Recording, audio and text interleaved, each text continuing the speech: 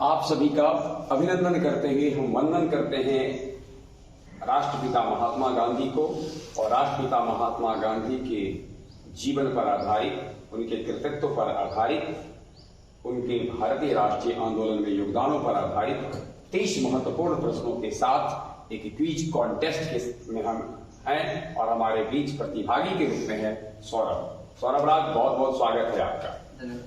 पहला सवाल आपके लिए है, बगैर देर किए सवाल पर सिर्फ आ जाते हैं। तैयार हैं आप? जी। पहला सवाल आपसे है, महात्मा गांधी ने भारतीय राष्ट्रीय कांग्रेस की अध्यक्षता केवल एक बार की। केवल एक बार महात्मा गांधी ने भारतीय राष्ट्रीय कांग्रेस की अध्यक्षता की थी और भारतीय राष्ट्रीय कांग्रेस का यह अधिवेशन बेलगाम भी कहते हैं में हुआ। आपको बताना है कि भारतीय राष्ट्रीय कांग्रेस का यह अधिवेशन किस वर्ष हुआ था। विकल्प सुनेंगे। 26 से 27 दिसंबर 1924, 30 से 31 दिसंबर 1924, 20 से 21 दिसंबर 1924 और 28 दिसंबर 1924। 26 से 27 दिसंबर 1924। यानी इतना तो होता है कि 1924 से और 26 से 27 दिसंबर। बिल्कुल सही उत्तर दिया है। हम अपने जानकार श्रोताओं को बताना चाहेंगे कि भारतीय राष्ट्रीय कांग्रेस का 39वां अधिवेशन था जिसकी अध्यक्षता गांधी जी ने की और गांधी जी ने अपने जीवन में केवल एक बार कांग्रेस की अध्यक्षता की थी। सवाल अगला है आपसे, गांधी जी ने दांडी मार्च की शुरुआत की स्थिति को की थी। बड़ा सरल। गांधी जी ने दांडी मार्च की शुरुआत, जिसके साथ ही जब दांडी पहुंचने के बाद उन्होंने सविनय आंदोलन की शुरुआत की थी, नमक कानून को भंग कर। उस यात्रा की शुरुआत की तारीख बतानी है।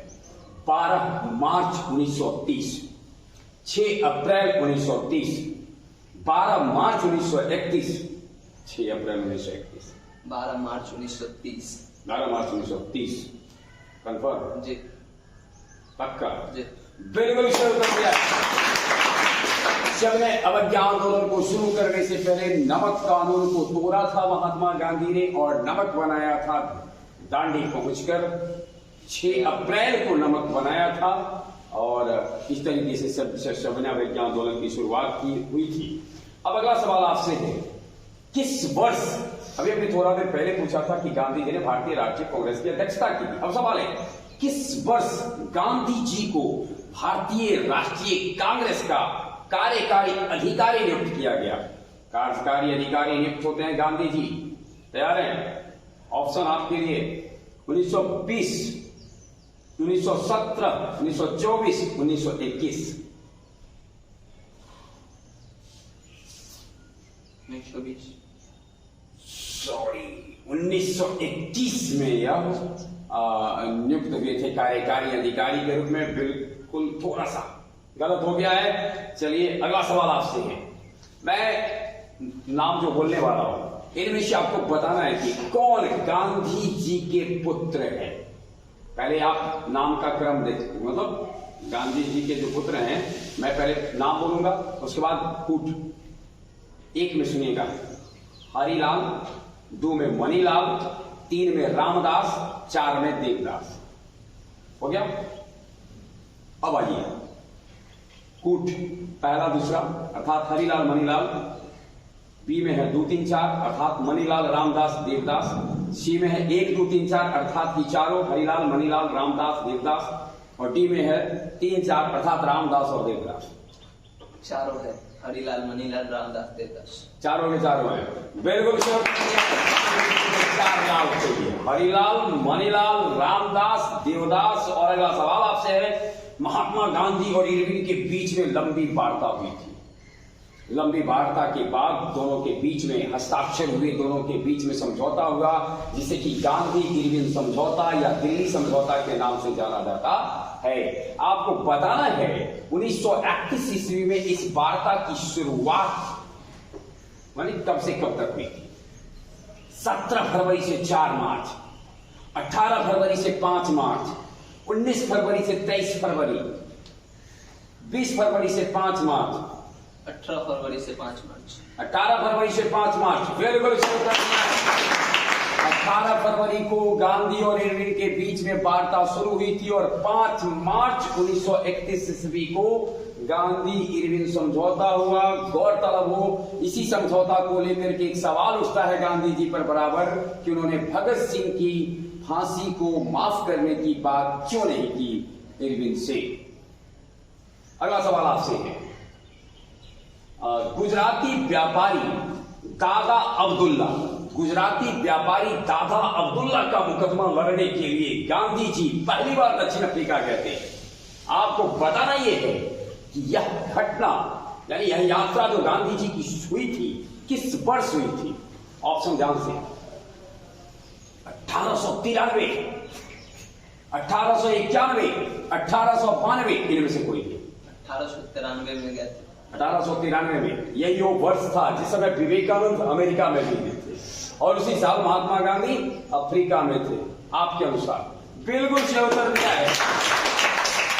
जिस वर्ष गांधी जी अफ्रीका की ओर कूच कर रहे थे उसी साल देश का एक और महान विभूति अमेरिका के धर्म संसद सम्मेलन को संबोधित कर रहा था। लगभग 21 वर्ष तक अफ्रीका में रहने के बाद 1915 ईस्वी के जनवरी माह में वो वापस भारत लौटे। अगला सवाल आपसे है, महात्मा गांधी ने चंपारण में आकर जो सत्याग्रह किया तो सत्याग्रह के ज्यादातर लोगों ने समर्थन किया था, परंतु कुछ ऐसे नेता थे जिन्होंने कि महात्मा गांधी के सत्याग्रह का विरोध किया था।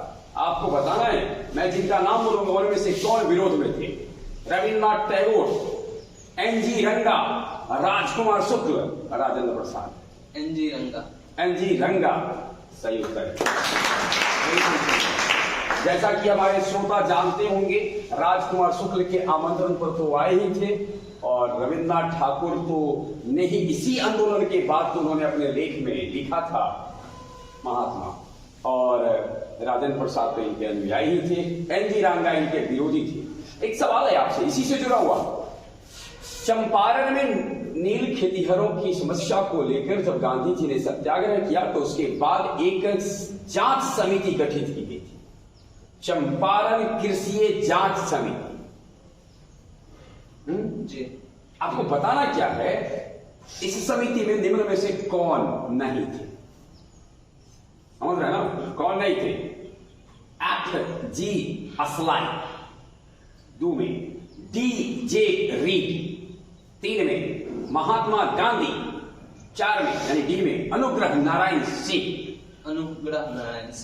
अनुग्रह नारायण सिंह नहीं थे, अर्थात एफ जी सलाई थे, डीजे रीड थे और गांधी जी को इसमें रखा गया था, अनुग्रह नारायण सिंह नहीं थे। बिल्कुल सही उत्तर दिया है। अगला सवाल आपसे है, आपको बताना यह है, चंपारण सत्याग्रह में इनमें से कौन गांधी जी के साथ नहीं थे? यानी गांधी जी जब सत्याग्रह कर रहे थे तो गांधी जी के साथ चंपारण में कौन निम्न में से नहीं थे? Rajendra Prasad, Anugrah Narayan Sinha, JB Kripalani, Jayaprakash Narayan. Jayaprakash Narayan. Jayaprakash Narayan is the right answer. अब एक सवाल सुनते हैं, चंपारण में जो खेती होती थी नील की वो तिनकठिया प्रणाली के अंतर्गत होती। ये प्रणाली क्या थी? तिनकठिया प्रथा, तिनकठिया सिस्टम क्या था? इसका असर क्या था? ऑप्शन आपके लिए, 20 कट्ठा में 3 कट्ठा में नील की खेती करना, 19 कट्ठा में 3 कट्ठा में नील की खेती करना, 18 कट्ठा में 3 कट्ठा में नील की खेती करना। पहले में से कोई 20 कट्ठा में 3 कट्ठा में नील की खेती, यानी 20 3/20 भूभाग पर जमीन नील की खेती करना, 3 कट्ठा इसीलिए नाम था 3/20। बिल्कुल सही उत्तर दिया है। अब एक सवाल है, यूरोपियन नील बगान मालिकों द्वारा किसानों के शोषण की तरफ गांधी जी का ध्यान किसने आकर्षित कराया? ऑप्शन आपके, बाबा रामचंद्र, राजकुमार शुक्ल, स्वामी सहजानंद सरस्वती, श्री कृष्ण सिन्हा। राजकुमार शुक्ल। राजकुमार शुक्ल का राइट आंसर। गांधी जी जब भारत में आए तो अपना पहला भाषण वापस लौटने के बाद, अफ्रीका से वापस आने के बाद पहला सार्वजनिक भाषण निम्न में से किस स्थान पर दिया था? ऑप्शन आपके लिए, प्रश्न समझ गए? गांधी जी अफ्रीका से भारत की धरती पर जब आते हैं तो पहली बार जनसभा को संबोधित कहां करते हैं? ऑप्शन है आपके लिए बंबई में, लखनऊ में, चंपारण में, वाराणसी में। वाराणसी में। ओकेजन बता सकते हैं वो? 1916 में किए थे। जी जी जी, बिल्कुल सही।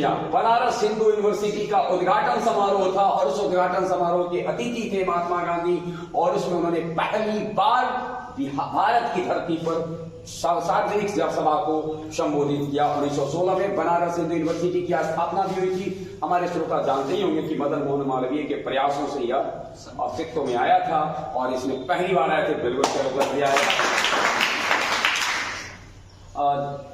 आपको आपके लिए अगला सवाल है, गांधी जी को किसने आदेश दिया था? गांधी जी को आदेश दिया था, अब सोचिए, आदेश दिया था जब भारत आए ना अफ्रीका से, तो गांधी जी को आदेश दिया एक साल यानी प्रथम वर्ष कान खुला रखो और मुंह बंद रखो। अपनी कान खुले रखना और मुंह को पर ताले रखना। यह आदेश गांधी जी को किसने दिया था?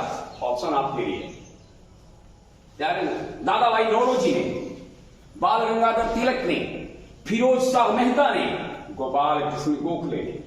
गोपाल कृष्ण गोखले ने दिया था। बिल्कुल, हमारे श्रोता जानते होंगे कि गोपाल कृष्ण गोखले इनके राजनीतिक गुरु थे, और जब गांधी जी आए थे भारत तो उनको कहा कि देखो, तुम पहले भारत को एक विद्यार्थी के रूप में पढ़ो, पर्यवेक्षक के रूप में देखो। सही उत्तर दिया आया।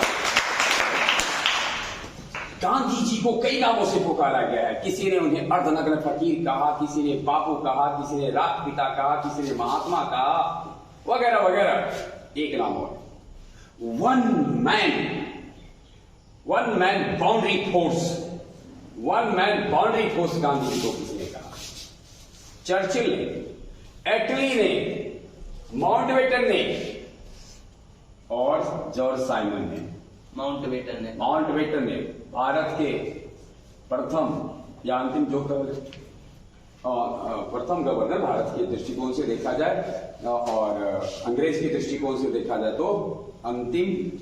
माउंटबेटन ने वन मैन बाउंड्री फोर्स कहा और कहते हुए कहा था 50,000 60,000 बंद वक्त सैनिक जो कार्य नहीं कर सकते उस कार्य को गांधी अकेले कर लेता है। इसलिए one man boundary force Mountbatten ने कहा था। सही उत्तर है 30 जनवरी 1948 गांधी जी इस धारा से चले गए। गांधी जी के निधन के बाद किस ने ये कहा, हमारे जीवन से प्रकाश चला गया है, हमारे जीवन से प्रकाश चला गया है, बिल्कुल अंधकार में हूं, कुछ दिखता नहीं है, आगे पीछे कुछ दिखाई नहीं देता, मैं कुछ कर सकने की स्थिति में नहीं हूं। ये उद्गार थे माउंटबेटन के। भारत के तत्कालीन राष्ट्रपति डॉक्टर राजेंद्र प्रसाद के, भारत के उस समय राष्ट्रपति थे, उसके बाद सर्वपल्ली राधाकृष्णन के और जवाहरलाल नेहरू के। जवाहरलाल नेहरू के बिल्कुल सहयोग कर दिया है। मैं अपने श्रोताओं को बता दूं कि दिनों राजेंद्र प्रसाद कृषि एवं खाद्य एवं कृषि मंत्रालय उनके पास था। अगला सवाल आपसे है, गांधी जी ने किस जेल को, किस कारागार को मंदिर नाम दिया है? मंदिर नाम दिया है किस कारागार को? नैनी इलाहाबाद वाला, यरवदा महाराष्ट्र के पूना वाला, सेल्यूलर फोर्ट विलियर वाला और आगा खान पैलेस पूना वाला यरवदा को सही उत्तर दिया है आपने। गौरतलब हो जब वो शबने अवज्ञा आंदोलन के दौरान उनकी गिरफ्तारी हुई थी तो उन्होंने अपने हर 7 सप्ताह में एक पत्र लिखा करते थे और उसमें उन्होंने जिक्र किया कि जेल के अंदर मुझे अपने अंदर महसूस हो रहा है कि मेरे अंदर आध्यात्मिक परिमार्जन हो रहा है, मैं आध्यात्मिक दृष्टिकोण से ज्यादा शुद्ध से शुद्ध होते जा रहा हूं, और इसलिए उन्होंने यरवदा जेल को मंदिर कहा। हमारे श्रोता को यह जानकारी होगी कि इसी जेल में गांधी जी और भीमराव अम्बेडकर के बीच में पूना पैक्ट हुआ था, पूना समझौता हुआ था, गांधी जी और अम्बेडकर जी के बीच में समझौता हुआ था। अगला सवाल आपसे है नोआखली, काफी विवादित रहा है। जब भारत आजाद हो रहा था तो गांधी जी नोआखली में थे। नोआखली में जब गांधी जी थे तो उन दिनों गांधी जी के सचिव कौन थे? निर्मल कुमार बोस, महादेव देसाई, प्यारेलाल वल्लभ भाई पटेल। प्यारेलाल जी थे। सहयोग कर दिया है प्यारेलाल थे। और हम अपने श्रोताओं को एक जानकारी दें, प्यारेलाल की जो बहन थी डॉक्टर सुशीला नैयर, डॉक्टर सुशीला नैयर उन दिनों गांधी जी की व्यक्तिगत चिकित्सक थी, यानी गांधी जी की चिकित्सक थी।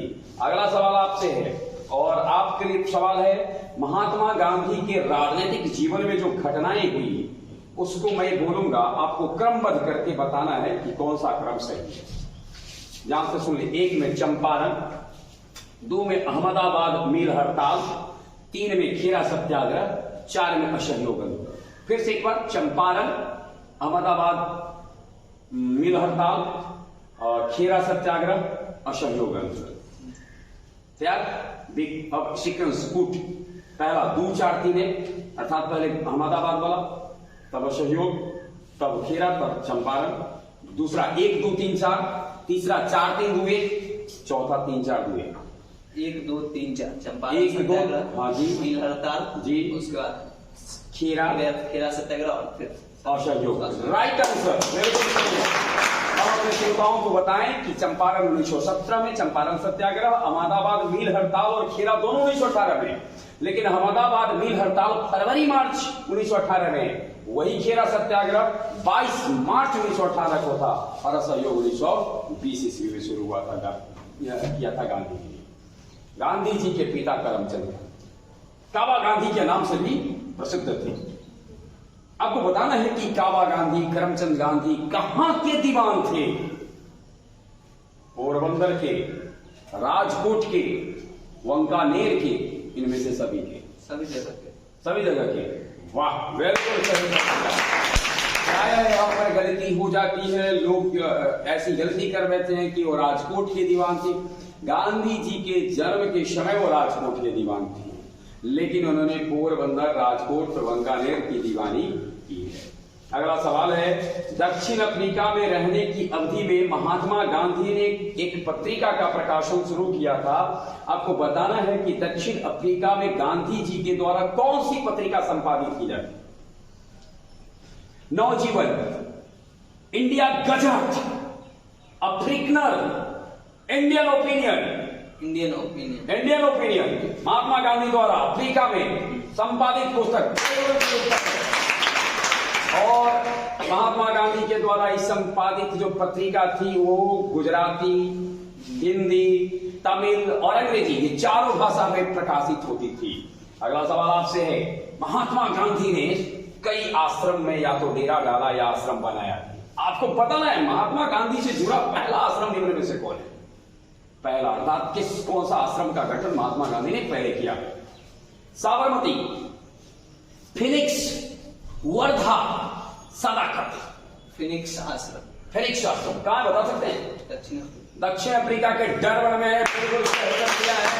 और इसकी स्थापना हुई थी 1904 ईस्वी में। गौरतलब हो कि अफ्रीका की सरकार ने 27 फरवरी 2000 से फिर से इस आश्रम को शुरू कर दिया है।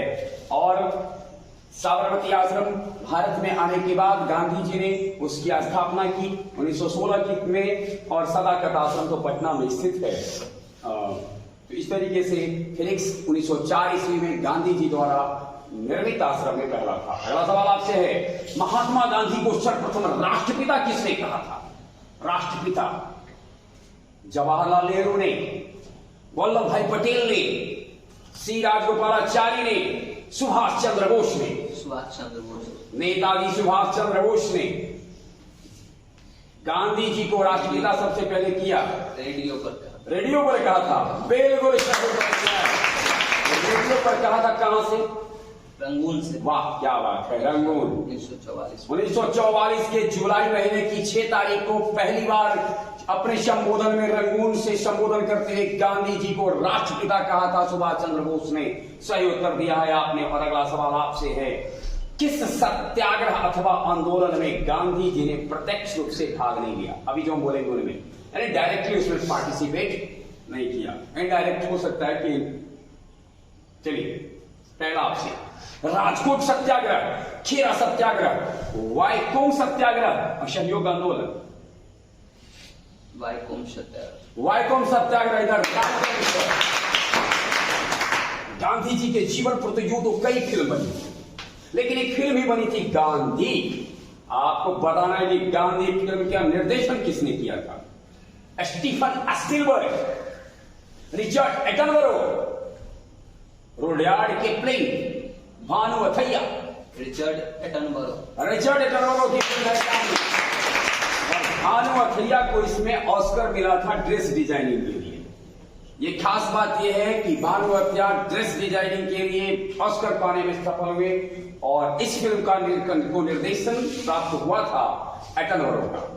और अगला सवाल आपसे है, आपको बताना है गांधी के जो मैं बोलने वाला हूं 4 उनके अनुयायी, उनमें से कौन शिक्षक थे? शिक्षक अनुग्रह नारायण सिन्हा, बृजकिशोर प्रसाद, जेबी कृपलानी, राजेंद्र प्रसाद। जेबी कृपलानी। जेबी कृपलानी। इसीलिए मैं उनके नाम के आगे आचार्य आपसे नहीं बोला था कि कहीं आप मैं आचार्य बोल दूं वो आप आचार्य समझ करके टिक मार दे, लेकिन आपने बिल्कुल सही कर। जेबी कृपलानी, आचार्य जेबी कृपलानी थे और बाकी सबके सब अधिवक्ता थे। और खास बात यह है, जब भारत आजाद हो रहा था, भारत की आजादी के समय भारतीय राष्ट्रीय कांग्रेस के अध्यक्ष थे आचार्य जेबी कृपलानी। अब तक एकमात्र प्रश्न का उत्तर आपसे भूल से गलत हुआ है, लेकिन अगला सवाल आपके लिए है, गांधी के नाम के पहले महात्मा गांधी बोलते हैं ना हम लोग, तो ये महात्मा जो जोड़ा गया सम्मान, महात्मा सम्मान जोड़ने का श्रेय निम्न में से किसे जाता? सॉरी, निम्न में से किसे नहीं, महात्मा का यह सम्मान किस सत्याग्रह या आंदोलन या घटना के दौरान दिया गया? चंपारण सत्याग्रह के दौरान, रॉलेट एक्ट के विरुद्ध सत्याग्रह के दौरान, 1919 ईस्वी में भारतीय राष्ट्रीय कांग्रेस के अमृतसर अधिवेशन में, और डी है खिलाफत आंदोलन के नेतृत्व करने के दौरान। चंपारण सत्याग्रह के दौरान। सही उत्तर दिया है।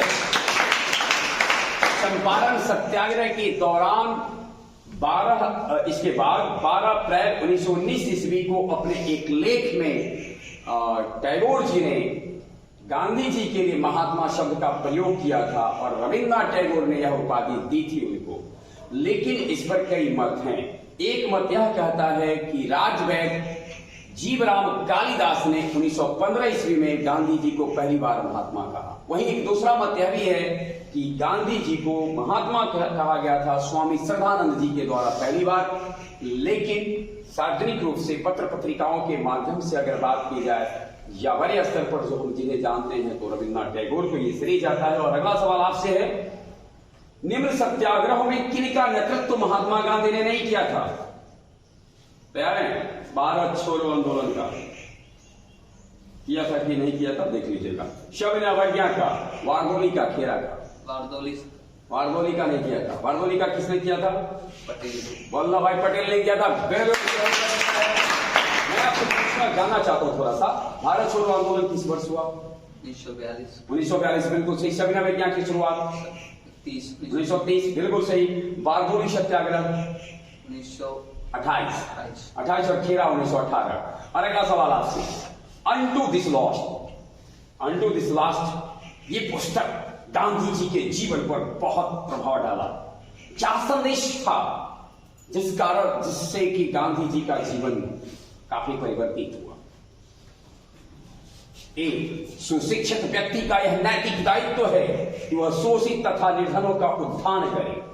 बी, व्यक्ति का कल्याण सबके कल्याण में निहित है। सी, उच्च जीवन के लिए ब्रह्मचर्य तथा आध्यात्मिक चिंतन आवश्यक है। डी, इनमें से सभी।